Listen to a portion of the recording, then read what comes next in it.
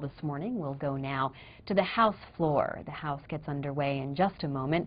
Later on today, members of Congress will be briefed behind closed doors about the killing of Osama bin Laden. Have a good morning.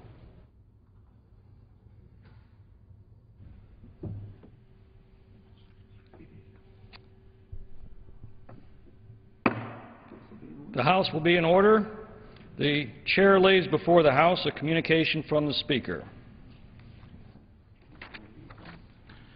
The Speaker's Rooms, Washington, D.C., May 3, 2011. I hereby appoint the Honorable Tom McClintock to act as Speaker pro tempore on this day. Signed, John A. Boehner, Speaker of the House of Representatives. Pursuant to the order of the House of January 5, 2011, the Chair will now recognize members from lists submitted by the majority and minority leaders for morning hour debate.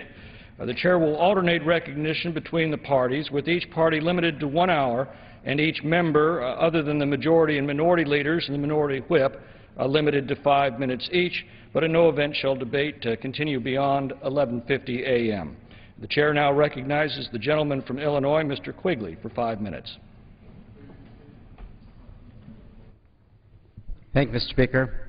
On the first day of this Congress, members took turns reading the Constitution aloud on the floor of this House. It was a worthwhile exercise. However, some parts were omitted.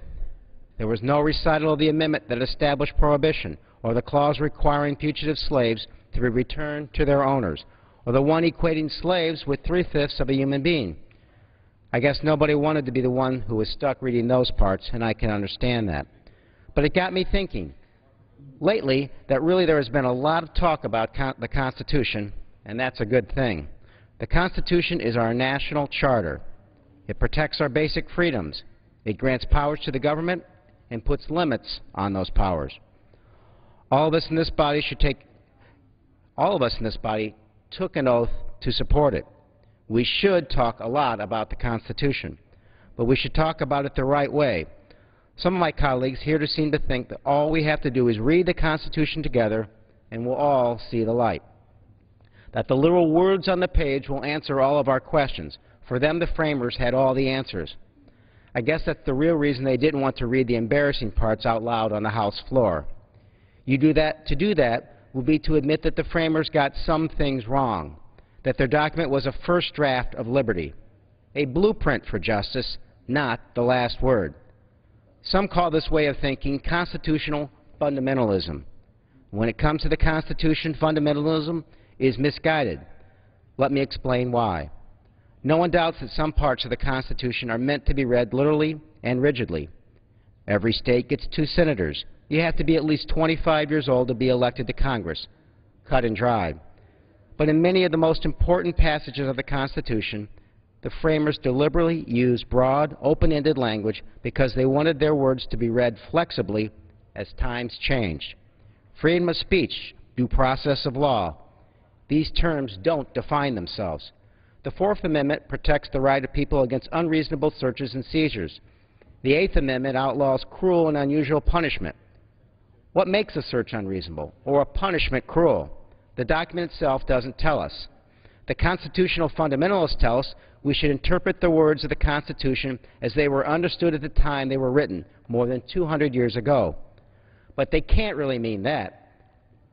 At that time, all felonies were subject to the death penalty, and flogging was a common punishment for crime. Today, we consider such punishments cruel and unusual. The words the framers chose are not just broad and open-ended. More importantly, they express basic values. To enforce basic values, you need to make value judgments. And value judgments change as the world changes, even when the underlying values stay the same. The Supreme Court has always understood this. Almost 200 years ago, the great Chief Justice John Marshall made clear that the Court was going to read the broad phrases of the Constitution differently than it might read a tax statute or a building code. Marshall wrote, "If we apply this principle of construction to any of the powers of government, we shall find it so pernicious that its operation we shall be compelled to discard it." Marshall and his successors on the High Court understood that when we freeze the meaning of the Constitution in place, we limit our capacity to make progress as a people. Progress hasn't come easy.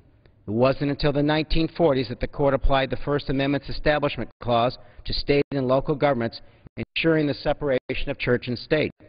It wasn't until the 1950s, in Brown versus Board of Education, that the Court declared government-sponsored racial segregation unconstitutional. Not until the 60s did the Court finally recognize the principle of one person, one vote. And not until the 70s did the Court enforce constitutional equality for women.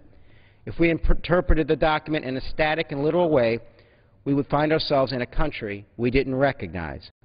Constitutional fundamentalism makes difficult choices look easy by papering over the ambiguities of the document and ignoring the complexities of our history. I'd much rather acknowledge the ambiguities and debate and discuss and argue about the complexities. I think it's significant that when we amend the Constitution, we don't redact the superseded parts. Leaving them in serves as an antidote to collective amnesia about our past mistakes. It undermines efforts to sanitize our troubled history, as many in power throughout the world often do with their own history. I close with the words of Thomas Jefferson. Quote, "Some men look at constitutions with sanctimonious reverence and deem them like the Ark of the Covenant, too sacred to be touched. Let us follow no such examples, nor weakly believe that one generation is not as capable of taking care of itself and ordering its own affairs." Thank you, and I yield back. The chair recognizes the gentlewoman from Alabama, Mrs. Roby, for 5 minutes.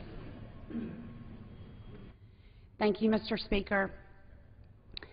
Last week, my home state of Alabama faced the worst natural disaster in the history of the state. My immediate thoughts go out to the families impacted by the storm, as well as my thanks to the men and women on the ground assisting in recovery efforts. As of May 1st, Alabama Emergency Management Agency has confirmed 250 fatalities in Alabama from the April 27th storm. Although the 2nd Congressional District dodged the full force of the storm, Elmore County sustained significant damage and, tragically, the loss of 6 lives. My thoughts and prayers go out to all of those who lost loved ones. Since the storm, I have had the opportunity to tour the affected areas in my district and meet with the hard-working men and women working on the recovery efforts. Working quickly with the Governor Bentley, and the Alabama delegation,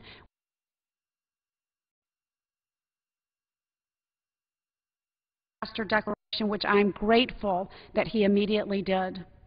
Over the next coming months, I will continue to work with the Governor, the Alabama delegation, and the administration to ensure that critical resources and assistance is getting to those impacted by this horrific disaster. Once again, the citizens of Alabama are in my thoughts and my prayers for them to get through such a difficult time. Mr. Speaker, I yield back. Gentlelady yields back. The chair recognizes the gentleman from California, Mr. Miller, for 5 minutes.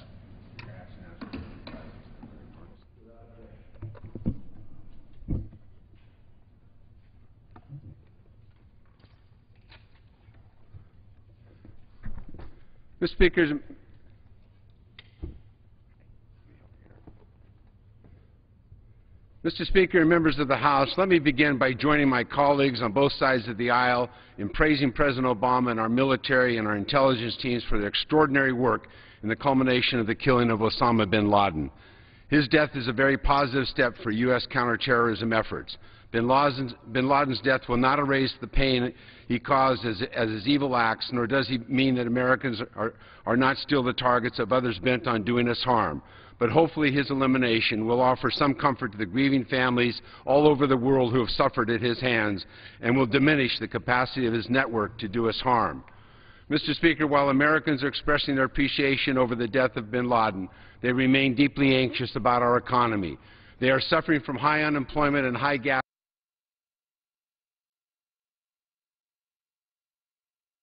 and disbelief over the choices being made here in the House of Representatives. While Americans remain focused on jobs and the economy, the Tea Party Republican majority has voted to end Medicare and to cut taxes for the richest Americans and the largest oil companies. And this week they will vote to make it harder for students and low-income workers across the country to have access to health care by bringing up 2 bills to end the funding for new school-based health care centers and for state-based exchanges where workers and small business employees who cannot get insurance through their jobs will be able to look for health care benefits. Mr. Speaker, they are also bringing up the 3rd bill, the sweeping measures that would in effect make abortion inaccessible to most women, despite the fact that the Supreme Court has ruled that women in the United States of America have a constitutional right to receive an abortion if she so chooses. With high gas prices and continued high employment, the Republicans must wake up in the morning and think the most important thing to do today is to take away health care from kids and hardworking Americans that trample on women's rights.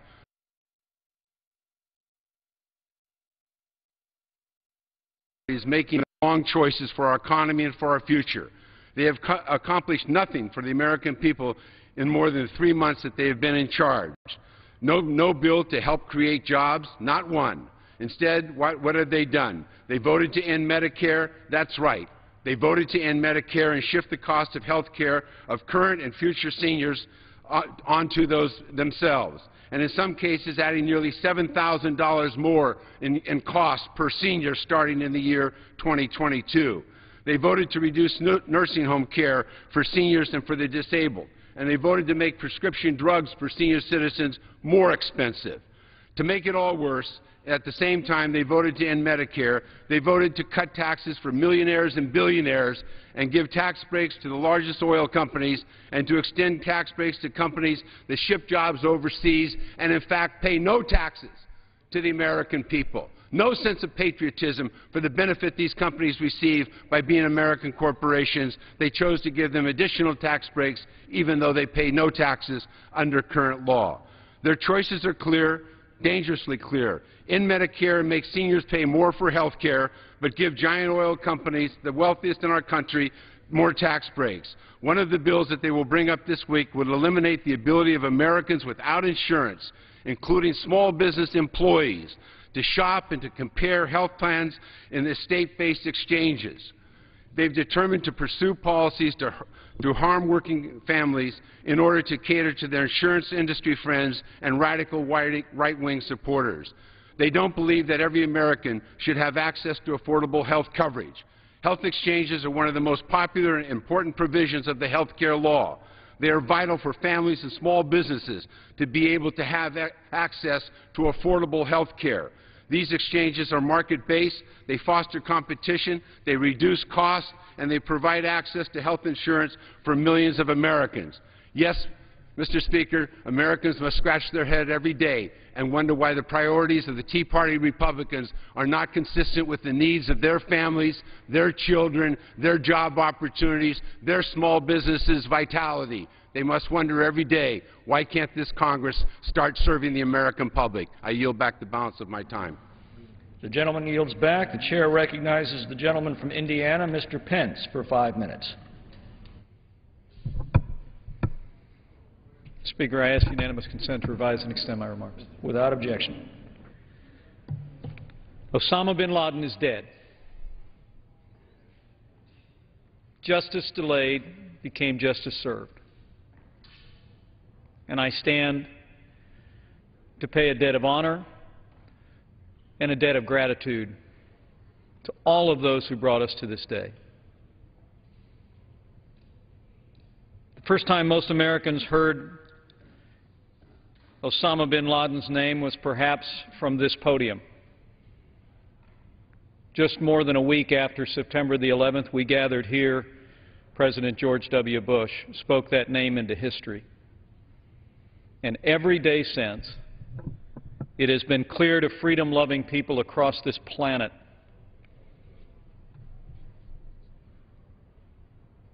that we had to reach this day to answer for the tragic and brutal events visited upon our country on September 11th. I rise to pay a debt of honor and a debt of gratitude. I commend President Barack Obama for his decisive leadership, making the tactical decisions that were made, as well as providing our troops with the resources they needed to get the job done and come home safe.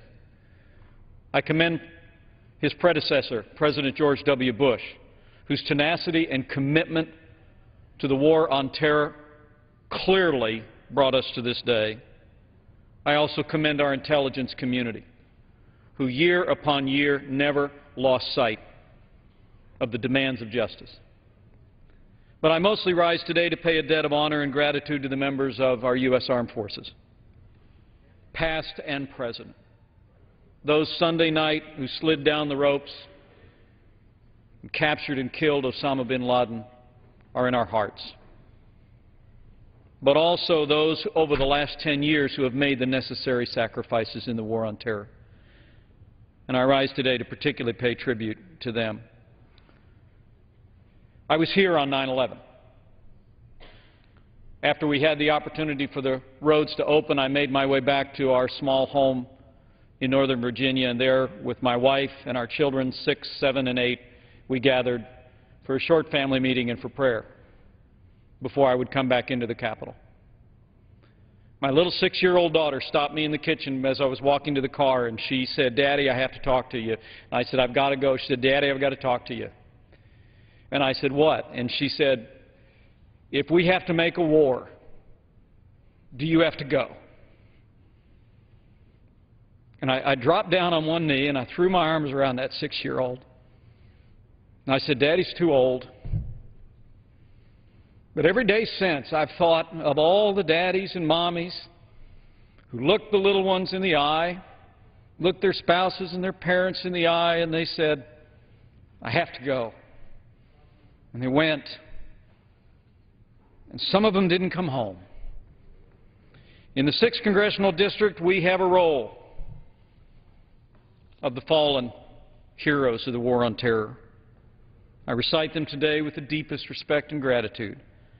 Lance Corporal Matthew Smith of Anderson, Private Sean Ponkey of Shelbyville, Specialist Chief Chad Keith of Batesville, Staff Sergeant Frederick Miller, Jr. of Hagerstown, Sergeant Robert Colville, Jr. of Anderson, Specialist Raymond White of Elwood, Lance Corporal Scott Zabowski, Newcastle, Sergeant Jeremy Wright of Shelbyville, Master Sergeant Mike Heister of Bluffton, Staff Sergeant Brian Keith Miller of Pendleton, Specialist Jonathan Lahman of Richmond, Lance Corporal Andrew Whitaker of Bryant, Specialist William Justin McClellan of Newcastle, Private First Class Jacqueline Pauley of Muncie, Staff Sergeant Philip Chad Jenkins of Decatur, and Sergeant Jeremy McCurry of my hometown of Columbus. This was a victory for freedom. And as much as it belongs to those who made the decisions, developed the intelligence, who slid down the ropes and stepped into harm's way Sunday night, this victory belongs to those who lie in earthen graves in my district and all over this country who brought it about. Winston Churchill said, "We sleep soundly in our beds because rough men stand ready to visit violence on those who would do us harm." Today I pay a debt of gratitude to a Commander-in-Chief, present and past, but to all the members of the armed forces who allow us this day to say, justice served. Osama bin Laden is dead. And I yield back. Gentleman's time has expired. The chair recognizes the gentleman from Virginia, Mr. Connolly, for 5 minutes.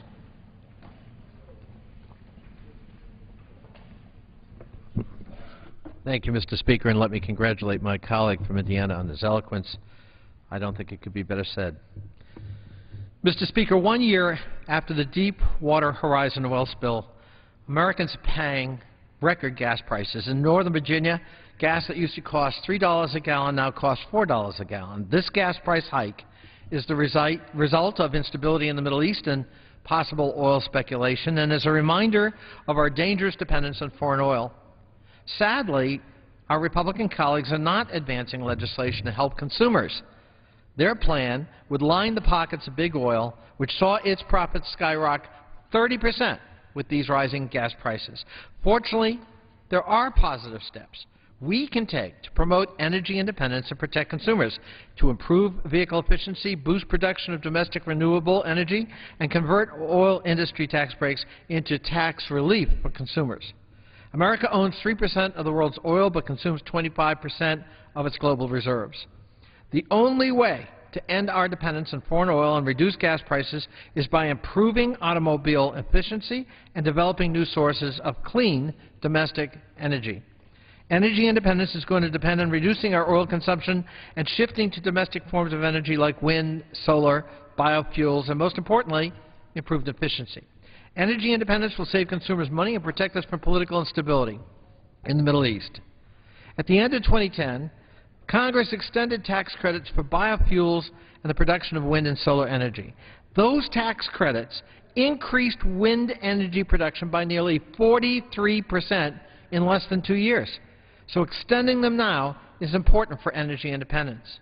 Under the authority of the Clean Air Act amendments, President Obama and automakers recently announced an agreement to improve the efficiency of automobiles by 30% by 2016. This agreement will save consumers $3,000 for each car purchased 5 years from now. Here's another way of looking at it. If you can save 30% at the pump, better vehicle efficiency would more than offset recent gas price hikes. Unfortunately, oil companies and their allies in Congress are trying to roll back much of this progress. Our Speaker has forced through legislation which would repeal much of the Clean Air Act, hurting American consumers and undermining our national security. Fortunately, the Senate will not allow that reckless legislation to become law. This week, the Republican leadership in this House will try to short-circuit safety rules for the production of oil off America's coasts, increasing the likelihood of another Deepwater Horizon catastrophe. Their legislation could also allow oil exploration that would impede naval operations in Virginia's coast and threaten the Chesapeake Bay. I do not support these reckless efforts to allow unregulated oil drilling which endangers our coastal economies, our national security. I will be introducing an amendment in the nature of a substitute. My amendment would strike the anti-safety language and add a provision to repeal $37 billion in oil company tax loopholes. It would remit this money equally to licensed American drivers. Averaged among licensed drivers, this amendment would give $185 to each driver, the equivalent of reducing gas prices by 27 cents a gallon.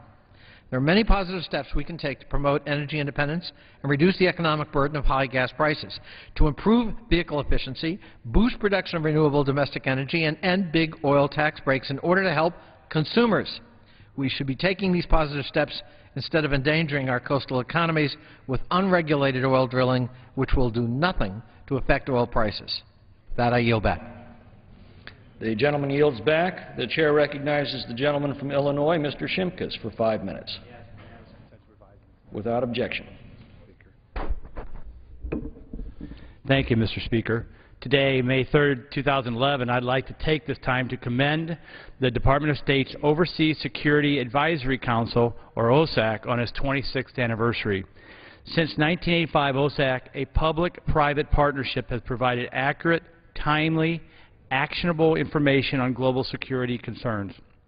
Its constituents number over 4,000 and include businesses, schools, faith-based organizations, and non-governmental organizations. OSAC serves as the U.S. government's primary platform for assisting the U.S. private sector confront and mitigate security threats overseas. Information is shared via OSAC's website and through individual consultations between OSAC and analysts and its constituency.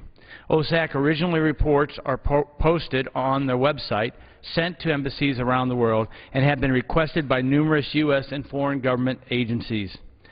Through its Country Council program, OSAC provides a mechanism for the U.S. private sector to gather information and share best practices among the world's leading security experts. Country councils are present in over 140 cities and serve as a forum for discussion of time-sensitive and country-specific security concerns. Around the world, the London Country Council is gearing up for the immense undertaking of the 2012 Olympic Summer Games. Members of the Lagos Country Council are discussing operating challenges in the Niger Delta, and various country councils in Mexico are creating strategies for operating amid the violence caused by the drug trafficking organizations. The Hong Kong Country Council is focusing on deterring cybercrime. The Erbil Country Council is facilitating discussions between the U.S. private sector and the Kurdistan government officials. Over the past 26 years, OSAC has developed into the premier model for public-private partnership.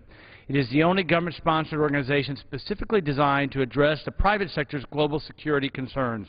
Founded by Secretary of State George Shultz and a handful of CEOs in 1985, OSAC has expanded to include over 4,000 constituents and looks forward to a robust partnership with the U.S. private sector and ensuring the safety of American entities abroad. Congratulations to OSAC co-chairs Diplomatic Security Service Director Jeff Culver and John McClurg from the Dell Corporation, and Executive Working Group Jim Snyder from ConocoPhillips, Brad Breck from the Target Corporation, and Jim Hutton from Procter & Gamble. Also want to thank OSAC's Executive Director Peter Ford, and from OSAC's Jackie Schools and Marcia Thurman. And Mr. Speaker, I yield back the balance of my time. The gentleman yields back. The chair recognizes the gentlelady from Ohio, Ms. Kaptur, for 5 minutes.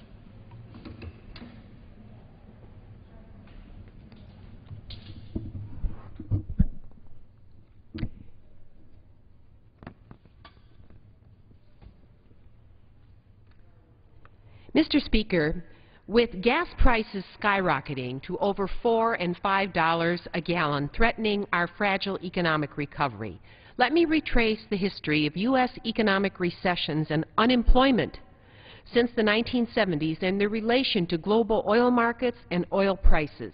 Both in 1973, during the Nixon administration, and then during 1978, during the presidency of Jimmy Carter, America's economy was subjected to serious harm by global oil kingdoms on whom our nation already had become too dependent.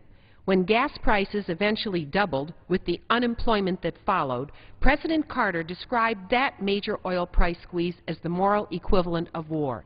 This chart very vividly shows, as the change in unemployment, which is the blue line, how that follows every major oil price increase since the 1970s. Every spike of gas price increase creates a path of high unemployment that follows. That certainly was true back in 2008, when in fact the oil prices spiked and unemployment went up, triggering our current recession as well. President Carter lost his re-election to Ronald Reagan, who won on a campaign of blaming Carter for a misery index, which back in those days was explained as the sum of unemployment and inflation rate that was due to gas price sticker shock. When gas prices rise above $4 a gallon, that very fact triggers major unemployment here at home. How many times does our American economy have to be hit over the head with a baseball bat before we recognize our conundrum? We should be working full steam ahead to become energy independent here at home rather than coveting our neighbors' goods.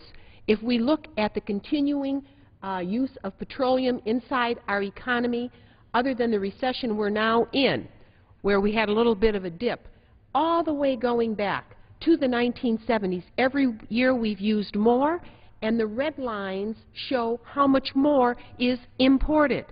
Why don't we invest those trillions and trillions of dollars we are spending in the Middle East to import that oil and around the world here in our country? We literally could rebuild energy production capacity and much more from one end of our country to the other and create millions of jobs doing it. America's chief strategic vulnerability is our dependence on imported energy. How many more Americans have to die to keep those oil lanes open? It is no coincidence we have sent our soldiers to fight where the greatest global oil deposits are located. My oath is to protect our nation against all enemies, foreign and domestic. America's petrol dependence is an enemy on both fronts, foreign and domestic. It is no secret that there are some big business interests, including many global oil companies, oil speculators and financiers trading in those petrodollars, that are making a killing in many ways off of America's dependency. In 2008, oil prices tripwired. the Great Recession we are currently enduring, and recent price hikes threaten our recovery, just as our nation and our people are struggling to get back on their feet. Look at the profits that the major oil companies are wringing in from gas prices at over $4 a gallon just in the last quarter. Exxon raked in $10.7 billion. BP brought in $7.2 billion. Chevron earned over $6 billion, and the list goes on in 1 quarter. 1 quarter. The American people suffer great hardship every time this petroleum addiction rears its ugly head, and it has done so every decade consistently. The situation gets worse if anyone is paying attention. In effect, our American republic becomes a gasoline hostage and a sticker cash cow anytime the global oil markets need an infusion of oil cash or raise prices due to supply aberrations. We simply can't leave America and our people this vulnerable, and we can't keep killing our soldiers to keep those oil lanes open.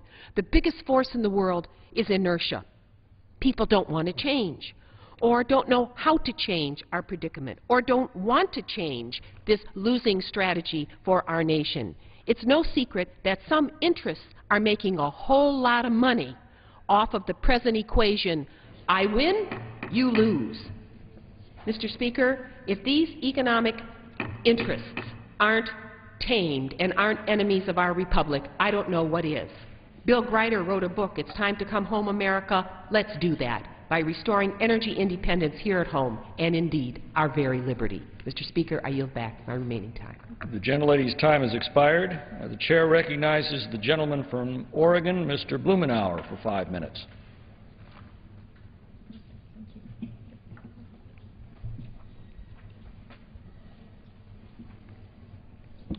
Thank you, Mr. Speaker.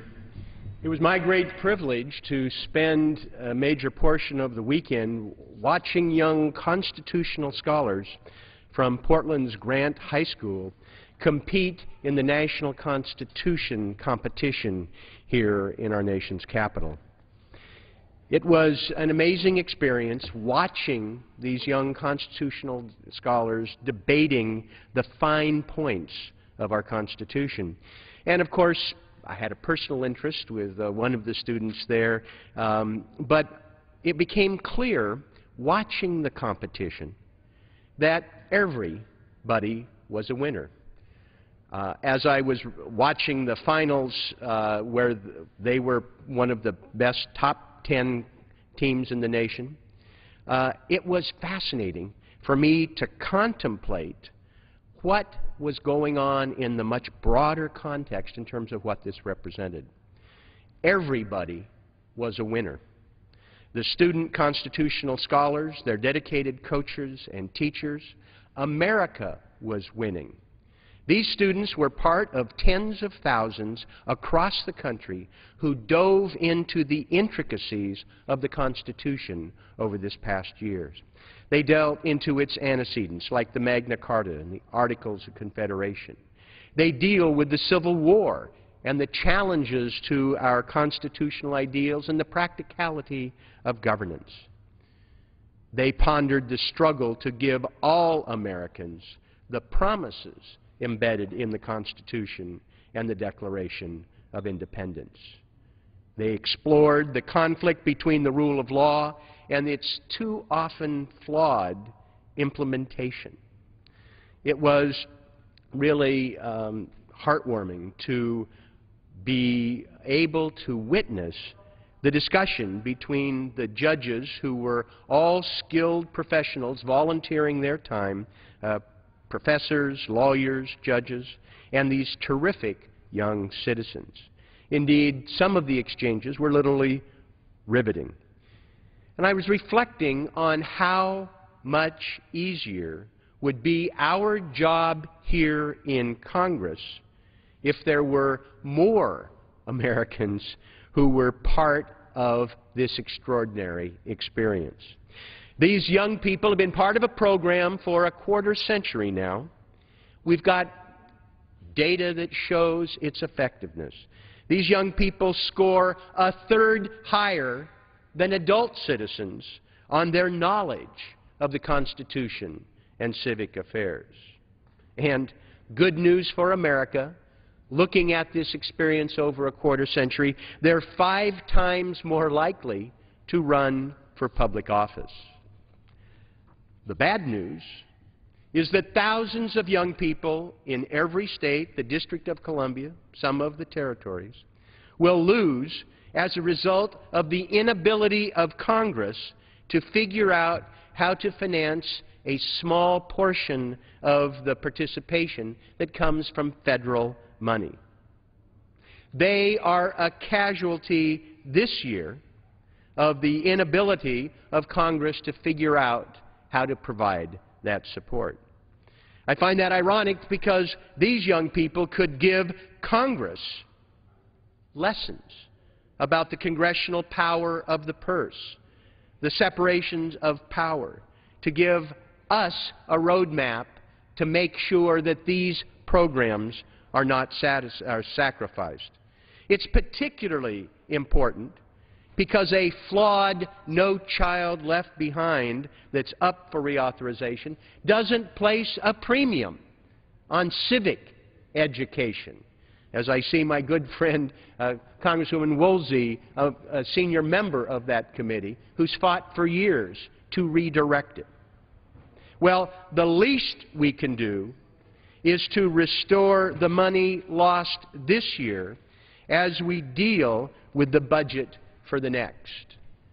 Any member of Congress who takes the time to meet with the outstanding young men and women from their state who are in our nation's capital today in the aftermath of that contest would be hard-pressed to explain to them why they wouldn't, and indeed would be inspired to do all they could to make sure this outstanding program continues.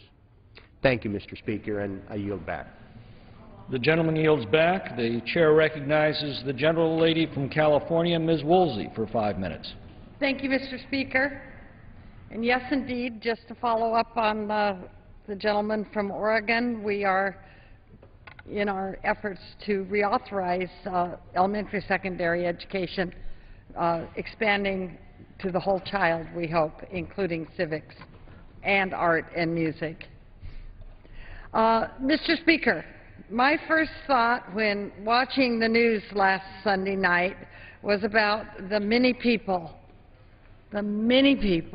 who have a hole in their hearts and in their homes because of the senseless, brutal violence perpetrated by Osama bin Laden.